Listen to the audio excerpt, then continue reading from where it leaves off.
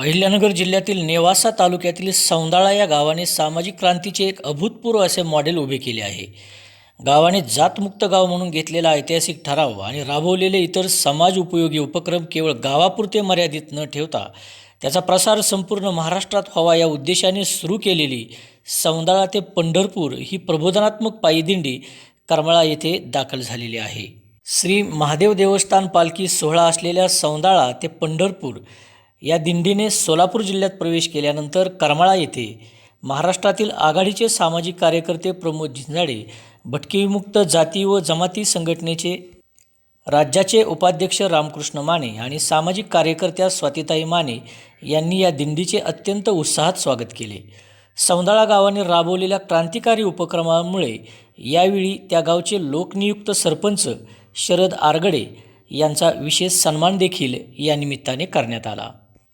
माणुसकीची पताका उंच धरा, जातीभेद कायमचा दूर करा, समतेची वाट माणुसकीची साथ, विठ्ठलचरणी सर्व एक साथ, जातीच्या भिंती पाडूया, माणुसकीची वारी घडवूया. ज्ञान, भक्ती आणि समता हाच वारकरी संप्रदायाचा खरा वारसा, संतांचा वारसा, समतेचा ध्यास, जातमुक्त महाराष्ट्र हाच आमचा विश्वास, अशा प्रकारचे प्रबोधनात्मक फलक घेऊन या दिंडीच्या माध्यमातून जातमुक्त समाजाचे आवाहन करण्यात येत आहे. त्या अनुषंगानेच पंढरपूरच्या दिशेने सुरू असलेला दिंडीचा प्रवास आणि या प्रवासादरम्यान येणाऱ्या गावांमध्ये थांबून या दिंडीच्या माध्यमातून जातमुक्त समाजाचे आवाहन नागरिकांना करण्यात येत आहे. दरम्यान करमाळा येथे आल्यानंतर येथील स्थानिक नागरिकांशी संवाद साधताना सरपंच शरद आरगडे यांनी जातमुक्त गाव अभियानाची सविस्तर माहिती दिली. ते म्हणाले, सर्व संतांनी मानवी मनातील जात नष्ट करून माणूस हाच खरा धर्म मानला. आज आपण दिंडीत विठ्ठलाच्या दर्शनाला एकत्र जात असताना तिथे जात पाळत नाहीत. मग वारी संपवून गावात आल्यावर पुन्हा जातीपातीमध्ये का विभागले जातो? जर आपल्या मनात जात जिवंत असेल तर पंढरपूरच्या विठ्ठलाला ती भक्ती कशी पावेल? आपण सर्वजण मिळून जातमुक्त समाज निर्माण करूया, असे आवाहनही त्यांनी यावेळी केले. या दिंडीच्या माध्यमातून तरुणांना सोशल मीडियावरील भडकाऊ आणि जातीयवादी पोस्टपासून दूर राहण्याचे आवाहनही केले जात आहे.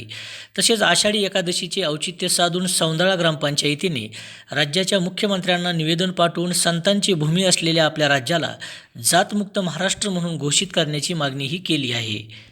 याप्रसंगी शरद आरगडे यांनी जातमुक्त गाव अभियानाची सुरुवात कशी झाली, गावाने छत्रपती शिवाजी महाराज यांचे विचार अंमलात आणण्याचे कशा प्रकारे ठरविले, गावात दररोज सायंकाळी 6 ते 8 या वेळेमध्ये अभ्यासाचा सायरन वाजवून विद्यार्थ्यांचा अभ्यास घेतला जात असताना मोबाईल आणि TV कशा प्रकारे बंद ठेवले जातात, विधवा भगिनींचा सन्मान गाव कशा प्रकारे करते, शिवीमुक्त गाव अभियान कशा प्रकारे राबविले जात आहे, या उपक्रमांचीही सविस्तर माहिती दिली. सौंदाळा गावातील या अभियानाची ज्येष्ठ सामाजिक कार्यकर्ते प्रमोद झिंजाडे यांनी जाहीरपणे कौतुक केले. तसेच यावेळी बोलताना सामाजिक कार्यकर्ते रामकृष्ण माने यांनी आजच्या काळात सोशल मीडियावरील जातीय द्वेषाला सडेतोड उत्तर देण्याचे आणि ग्रामीण भागाचा कायापालट करण्याचे काम सौंदाळा पॅटर्नने केले आहे. हा पॅटर्न महाराष्ट्रातील प्रत्येक गावाने राबवण्याची गरज आहे, अशी भावना व्यक्त केली. वारकरी जसे पंढरीच्या वाटेवर जात विसरतात तसे ते गावात आल्यावरही विसरले पाहिजेत. महाराष्ट्राला जातीच्या विळख्यातून बाहेर काढण्यासाठीच आम्ही ही प्रबोधन दिंडी काढली आहे. आमची सरकारकडे मागणी आहे की आता जातमुक्त महाराष्ट्र घोषित करण्याची वेळ आली आहे, असेही सरपंच शरद आरगडे यांनी यावेळी सांगितले. मित्रांनो, सौंदाळा गावाने दिलेला जातमुक्तीचा संदेश तुम्हाला कसा वाटला याबद्दलची तुमची मते कमेंट करून नक्की सांगा. तसेच तुमच्याही गावात काही सकारात्मक बदल होत आहेत का?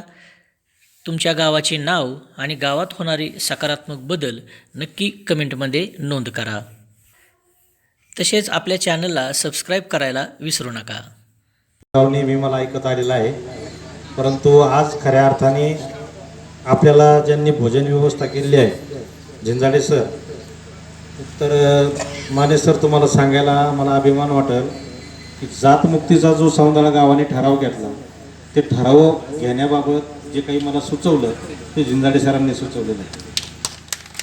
आणि त्या जातमुक्तीच्या ठरावामध्ये आम्ही त्यांच्या नावाचा उल्लेख देखील केलेला आहे. कारण जिथून जी प्रेरणा आपल्याला मिळाली खऱ्या अर्थानं आपण तो उल्लेख करणं गरजेचं होतं आणि त्या ठरावामध्ये आम्ही तो उल्लेखही केला. त्यानंतर सौंदाळा गावामध्ये शिवी दिल्यानंतर जो 500 रुपये दंड जो आहे तर त्यांनी मला एक व्हिडिओ पाठवला होता मध्य प्रदेशमधल्या एका सरपंचाने. त्या सरपंचाने फक्त शिवी देऊ नये याच्यासाठी प्रबोधन केल्याचा तो व्हिडिओ होता.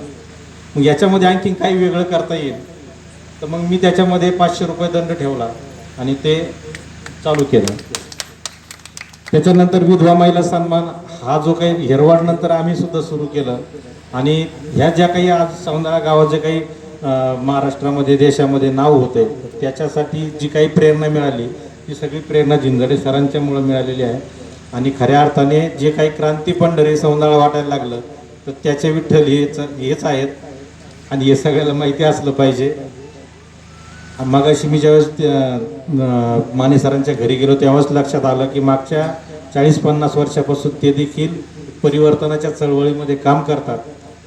आजचा आम्ही जो काही यावेळेस जातमुक्त गाव सौंदाळ्याने जी काही दिंडी काढलेली आहे एक समतेची दिंडी आणि एक जातमुक्तीचा संदेश महाराष्ट्रभर जावा या उद्देशाने संतांचे विचार मांडले. संतांचे विचार मांडले आणि जातमुक्त जो काही विषय आहे तो खऱ्या अर्थाने संतांचे ते विचार आहेत. माझं मत असं आहे सौंदाळा जरी देशातलं पहिलं जातमुक्त गाव असलं तर माझं खरं मत असं आहे की भारतातलं पहिलं जातमुक्त गाव हे पंढरपूर आहे.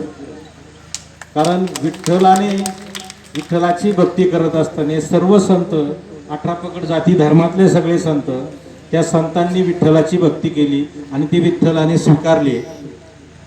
म्हणून मला वाटतं खऱ्या अर्थाने ते पंढरपूर हे खरं जातमुक्त गाव आहे. अशा वेळेला सौंदाळा गावाने जे काही वेगवेगळ्या गोष्टी केल्या आपण बघितलं मागच्या 2-3 महिन्यामध्ये जे अशोक खराचं प्रकरण झालं अंधश्रद्धेच्या माध्यमातून झालं होतं. म्हणून अंधश्रद्धा काय असते हे दाखवण्यासाठी मी स्वतःचा जिवंतपणे दावा घातला आणि ती कृती कार्यक्रम होता. लोकांना दाखवून दिलं की कावळा शिवल्याने काही मोक्ष मिळतो वगैरे हा सगळं थोतांड आहे. जिवंतपणे आपल्या आईबापांना जीव लावा. म्हातारा म्हातारी आपण आहे तोपर्यंत सांभाळली पाहिजे. नंतर कावळ्याच्या रूपात ते येत नाहीत. खरंच जर कावळ्याच्या रूपात येत असते तर मला वाटतं ते आपल्या कुटुंबातली व्यक्ती असते. पिंडदान वगैरे जर आपण स्वयंपाक खोलीत केलं तरी त्याला माहिती आहे कुठं बेडरूम आहे कुठं किचन आहे कुठं हॉल आहे, बरोबर आहे की नाही. मग खिडकीतून यावं आणि त्याने खाऊन जावं. तसं होतं का? नाही. आपण आपल्या सोयीने करतो. घरी दावा घातला तर कावळा येत नाही म्हणून आपण मग कावळा ते पिंडदान परत जिथं कावळा येतो तिथं घेऊन जातो. म्हणजे आपण आपले भ्रम करून ठेवलेले आहेत त्याच्यातून आपण बाहेर पडलेलं पाहिजे. म्हणून सगळ्या संतांचे विचार ते आहेत. कर्मकांडांना त्यांचा विरोध आहे परंतु संतांचे विचार आता ज्याच्या त्याच्या सोयीने सांगितले जातात परंतु खरे संतांचे जे विचार आहेत ते विचार घेऊन जाण्याचं काम ही सौंदाळा दिंडी करत आहे आणि त्या दिंडीला आपण या ठिकाणी शुभेच्छा दिल्या याबद्दल मी आपणा सर्वांचे आभार मानतो आणि थांबतो.